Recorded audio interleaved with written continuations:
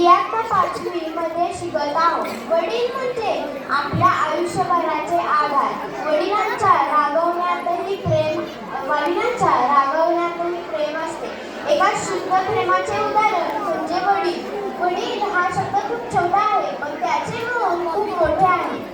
हो, तू खरं बोलत आहेस. बाबा रात्रंदिवस कष्ट करून पैसे कमवत असतात, पण स्वतःपेक्षा जास्त उपयोग आपल्यासाठीच करतात, कारण आपण आनंदी राहावं. स्वतःचे डोळे मिटेपर्यंत जी प्रेम करते तिला आई म्हणतात. आणि डोळ्यात प्रेम न दाखवता जो प्रेम करतो त्याला बाबा म्हणतात. सावली देऊन लेकरा स्वतः उन्हामध्ये